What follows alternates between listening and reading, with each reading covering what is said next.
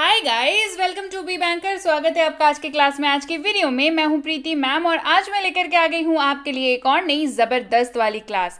आज की क्लास में पढ़ने वाले हैं हम लोग बेसिक इंग्लिश वर्ड्स के बारे में। तो चलिए शुरू करें आज की क्लास। उसके पहले अगर चैनल पर नए हैं, पहली बार इस क्लास को देख रहे हैं, जल्दी से कर लीजिए चैनल को सब्सक्राइब करते वक्त बेल आइकन जरूर दबा दीजिएगा ताकि जब भी कोई नई क्लास आए आपको जरूर पता लग जाए। इसके साथ ही जुड़ जाइए हमारे साथ टेलीग्राम पर। इस लिंक के जरिए जुड़ सकते हैं, इस नंबर के जरिए जुड़ सकते हैं। सर्च करेंगे, मिलेंगे हम लोग बी बैंकर एजुकेशन सोल्यूशन के नाम से। हमारी ई बुक्स, हमारी फ्री कोर्सेज की एक्सेस पाने के लिए और पेड कोर्सेज की जानकारी के लिए do join us on Telegram. शुरू करते हैं आज की क्लास। सबसे पहला, और ये जो वर्ड्स मैं आपको करा रही हूं ये बहुत इंपॉर्टेंट है। सबसे पहला शब्द है शुड हैव, यानी कि यहां पर आपको शुड का भी ख्याल रखना है और हैव का भी ख्याल रखना है। तो शुड हैव, अगर इसका आप ख्याल रखिएगा तो वाक्य में इसको इस्तेमाल करने में आपको बहुत सहूलियत होगी, क्योंकि ये काफी बड़ा हिस्सा वाक्य का कवर कर लेता है शुड हैव।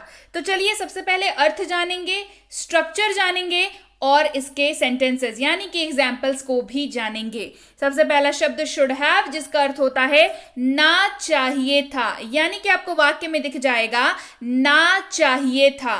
तो आप उसका अनुवाद करते वक्त इस्तेमाल करेंगे शुड हैव का। SHOULD इसकी स्पेलिंग है, लेकिन प्रोनाउंस करते वक्त, उच्चारण करते वक्त आपको शुड पढ़ना है, एल साइलेंट रहेगा। तो शुड हैव इसका अर्थ होता है ना चाहिए था। अब बारी है इसके स्ट्रक्चर की, यानी कि जो भी वाक्य इसका बनेगा उसका स्ट्रक्चर क्या होगा, आप कैसे उसका अनुवाद करेंगे। तो स्ट्रक्चर कुछ ऐसा होगा, आपको दिखेगा सब्जेक्ट, सब्जेक्ट के साथ रहेगा शुड हैव, उसके बाद V3 यानी कि वर्ब के तीसरे रूप का इस्तेमाल होगा। घबराइए नहीं, आपको वाक्य के माध्यम से समझाऊंगी कि कौन सा सब्जेक्ट है, कहां पे शुड हैव का इस्तेमाल हुआ और कहां पर V3 का। तो सबसे पहला वाक्य लेते हैं, उसे जाना चाहिए था। तो सबसे पहली चीज जो आपके नजरों में पड़नी चाहिए वो ये है कि इस वाक्य में आपको दिख जाना चाहिए ना चाहिए था। क्या दिखा आपको? ना चाहिए था।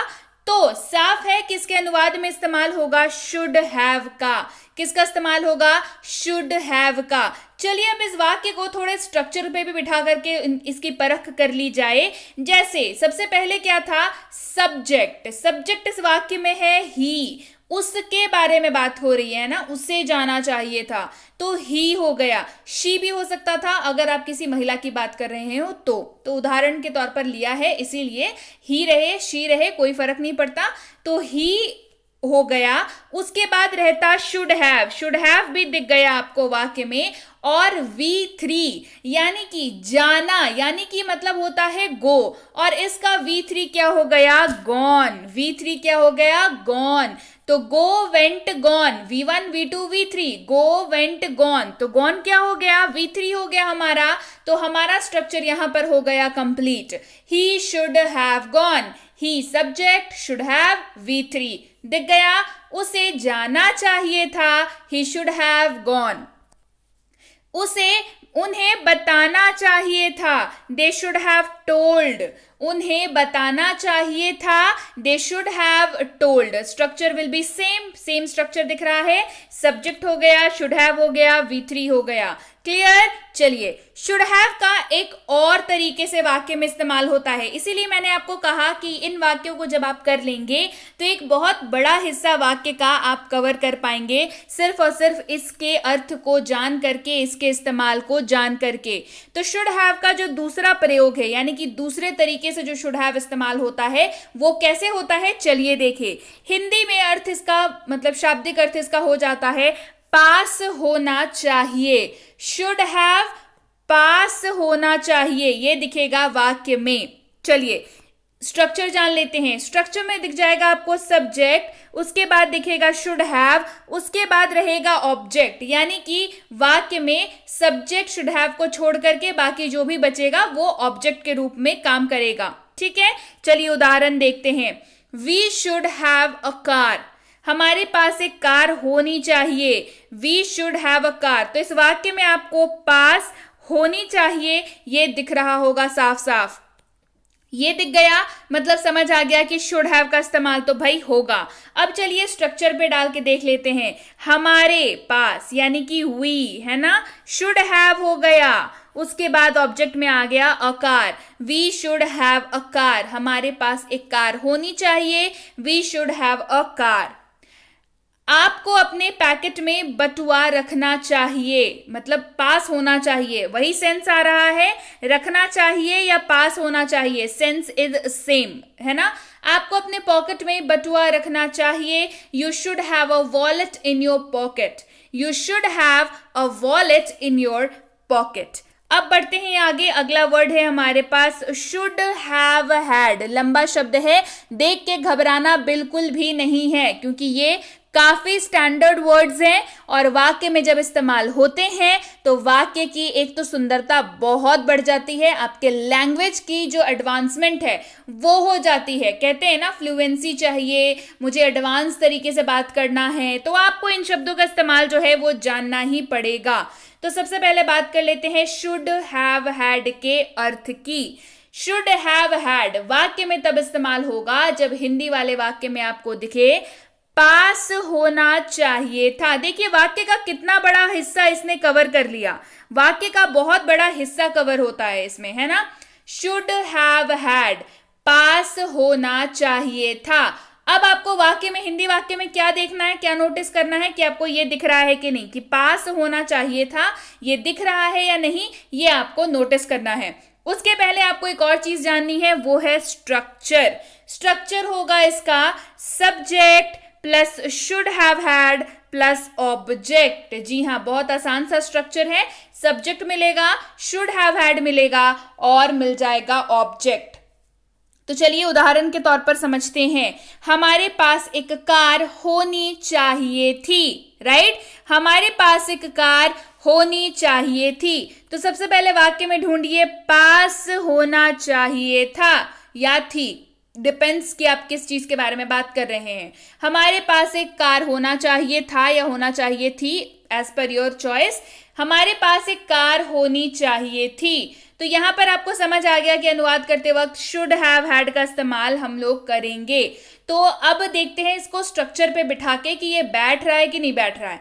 चलिए, हमारे पास यानी कि वी, हमारे यानी कि वी, शुड हैव हैड पास होनी चाहिए थी, तो शुड हैव हैड हो गया।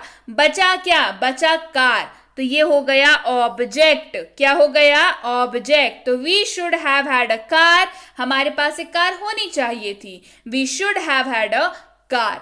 बढ़ते हैं आगे, अगला वाक्य देखते हैं। मुझे घर से निकलने से पहले एक कप कॉफी पीनी चाहिए थी, पीनी चाहिए थी, है ना। तो क्या हो जाएगा, I should have had a cup of coffee before leaving home. I should have had a cup of coffee before leaving home. बढ़ते हैं आगे, अगला शब्द है हमारे पास must have. must have, one लिखा हुआ है, मतलब दो इस्तेमाल हैं इसके।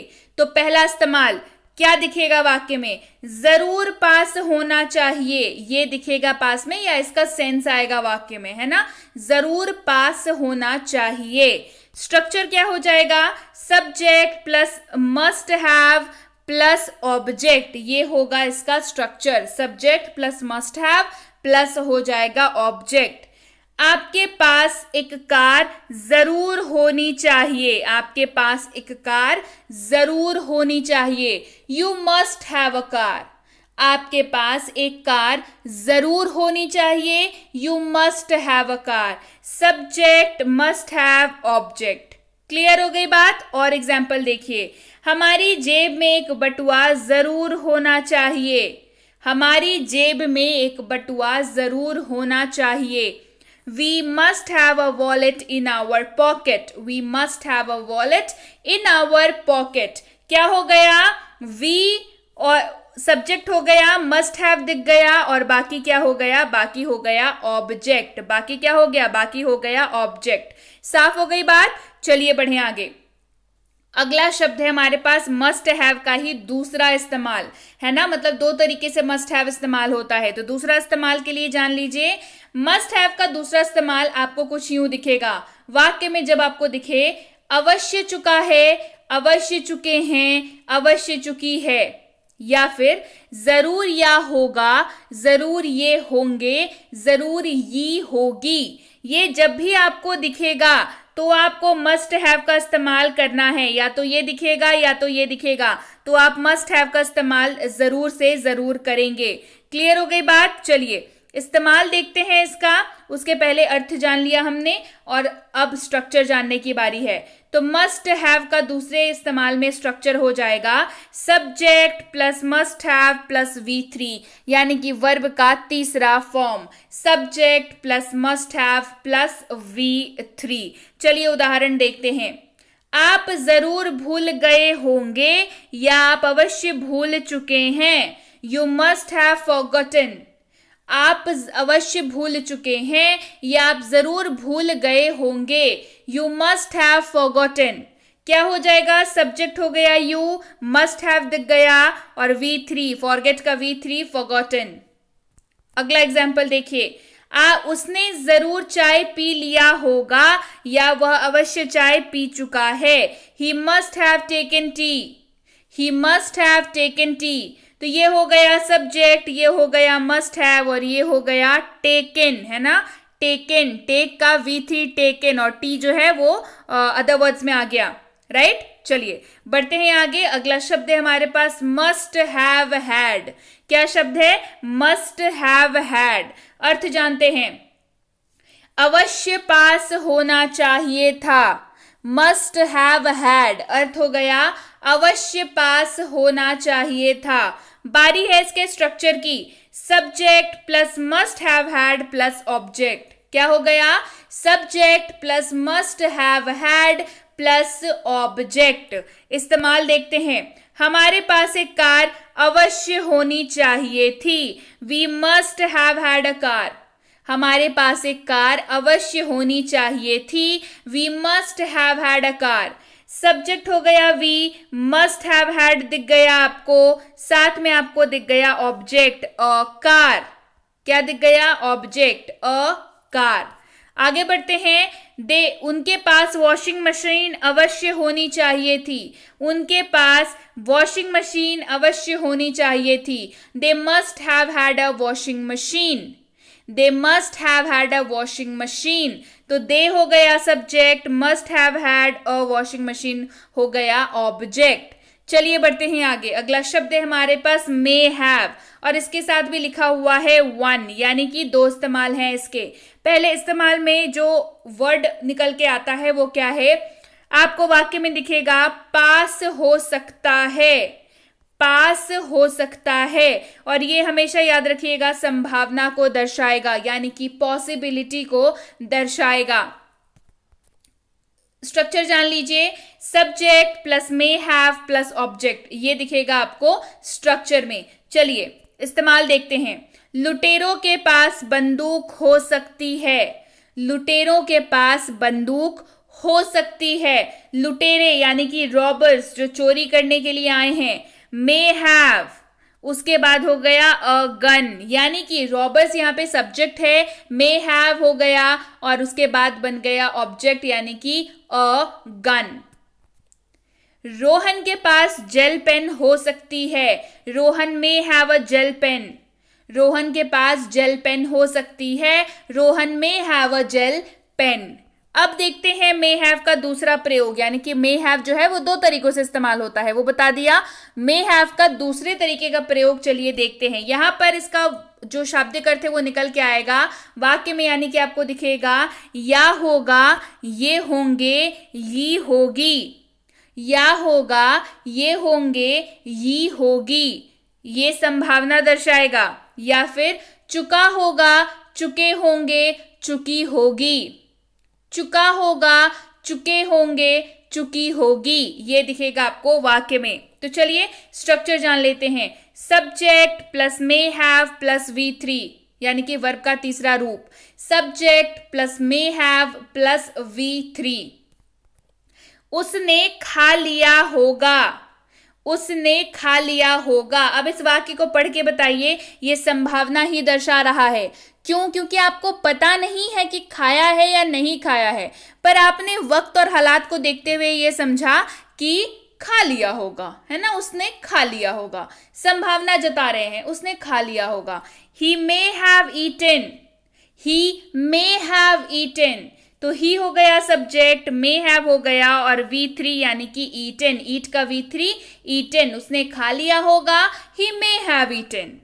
उसने, उन्होंने खरीद लिया होगा, क्या है, उन्होंने खरीद लिया होगा, संभावना जता रहे हैं, आपको पता थोड़े ना है कि खरीद लिया, तो क्या बोलेंगे, they may have bought, they may have bought, bought यानी कि जो बॉट है V3, ठीक है, उसके बाद दे हो गया सब्जेक्ट और मे हैव, ठीक है।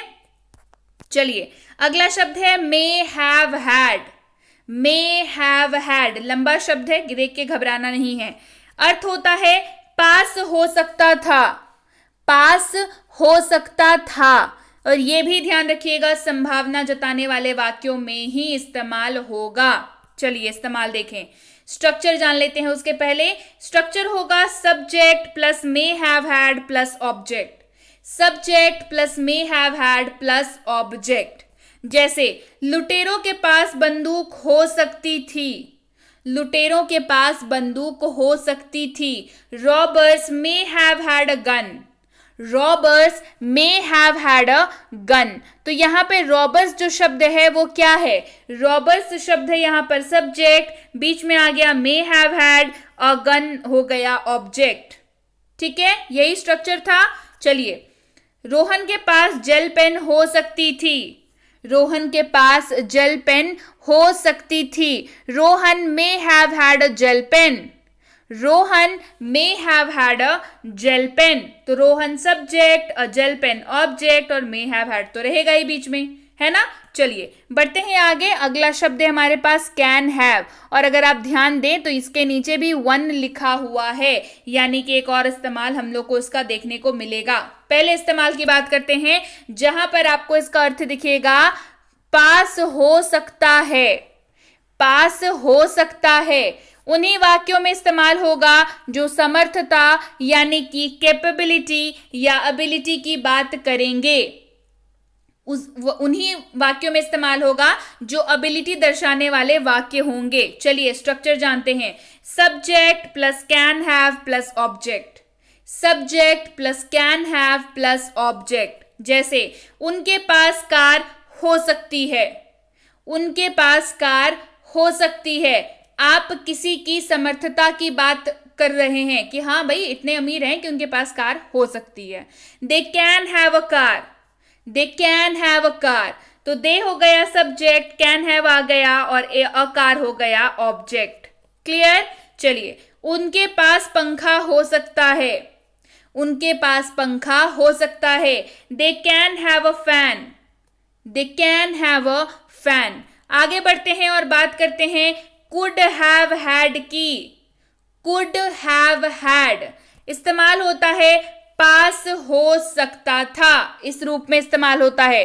कैसे इस्तेमाल होता है, पास हो सकता था, और ये भी ध्यान रखिएगा ये भी एबिलिटी यानी कि क्षमता को ही दर्शाएगा, ठीक है, किसको दर्शाएगा, क्षमता को ही दर्शाएगा ये भी, राइट। चलिए स्ट्रक्चर जान लेते हैं, subject plus could have had plus object, subject plus could have had plus object. इस्तेमाल देखते हैं, लुटेरों के पास मशीन गन हो सकती थी, लुटेरों के पास मशीन गन हो सकती थी।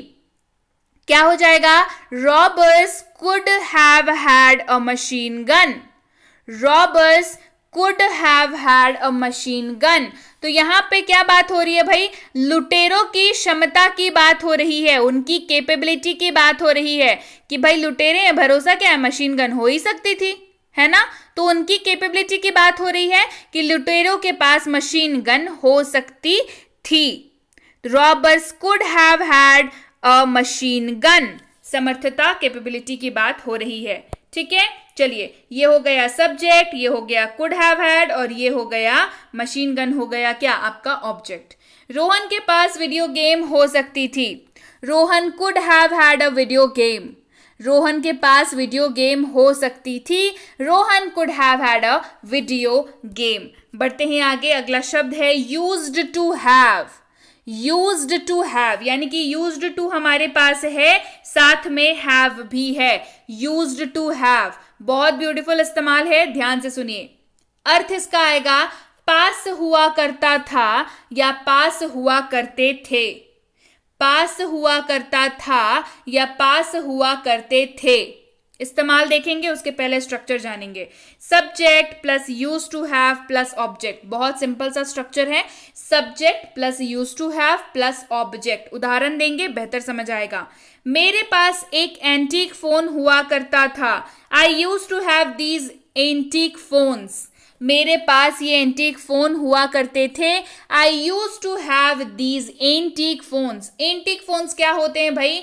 जो बहुत कोई एक ऐसी चीज जो बहुत पहले किसी पुराने जमाने में इस्तेमाल होती थी और किसी ने उन्हें उसे संभाल के रखा. आज वो यूज का नहीं है बट पुराना है और उसके पीसेस अब है नहीं, अभी अवेलेबल नहीं होते हैं, तो वो एंटीक कहलाता है. जैसे कोई कॉइन है, ठीक है, बहुत साल पहले कोई कॉइन हो सकता है, चलता होगा, और वो कॉइन आपके पास है, आपके बड़े बुजुर्गों से आपको मिला है और वो एक ही या दो ही पीस है आपके पास, तो वो कॉइन हो गया एंटीक. ठीक है, जो काफी पुरानी चीजें होती है और बहुत महंगी भी होती हैं ये चीजें, राइट. मेरे पास ये एंटीक फोन हुआ करते थे. I used to have these antique phones.